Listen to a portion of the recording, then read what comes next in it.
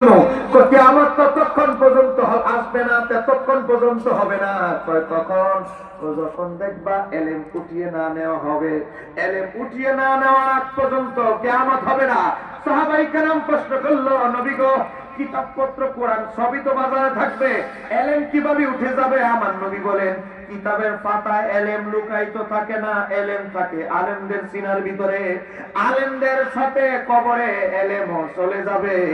আলেমদের ইন্তেকালের সাথে এলেমের বুঝ শক্তি সমজ তাদের সাথে কবরে চলে যাবে। জাহেলরা ফতোয়া দিবে, নিজে পথভ্রষ্ট হবে, মানুষরে পথভ্রষ্ট করবে। কথা কন, কথা কন। এমন এক অবস্থা হয়েছে, এক শব্দের অর্থ আরেক জায়গায় লাগায় দেয়, আছে না? না। নবী শব্দের অর্থ হচ্ছে গায়েবের সংবাদদাতা। বলেন না, কিসের সংবাদ? আগে কয় টেলিভিশনের সংবাদ। এখন বলেন টেলিভিশনের সংবাদ পরিবেশক, সংবাদদাতা, সংবাদ পাঠকারী, আর আমার নবীর সংবাদ দেন, সংবাদ দেওয়া, দুইটা কি এক হতে পারে?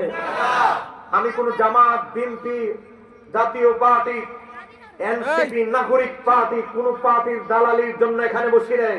আমি বসেছি আল্লাহ এবং তার রাসূলের পক্ষে কথা বলার জন্য। কথা কোন ঠিক কি? অবস্থা হয়েছে আমার, অবস্থা হয়েছে আগের যুগে, 15-20 বছর আগের যুগের মতো। এক সময় আমাদের দেশে হাতুড়ে ডাক্তার থাকতো।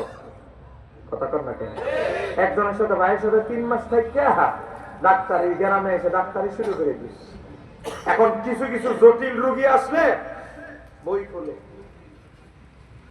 কিতাব খোলে, তোমার আম্মার যেই সমস্যা তা থেকে বোঝা যায় তোমার আম্মাকে এত বড় সিরিজ দিয়ে ইনজেকশন পোস্ট করতে হবে, এত বড় ওষুধ, এত বড় শিশির ওষুধ, ইনজেকশন, এত বড় ইনজেকশন দিয়ে পোস্ট করতে হবে।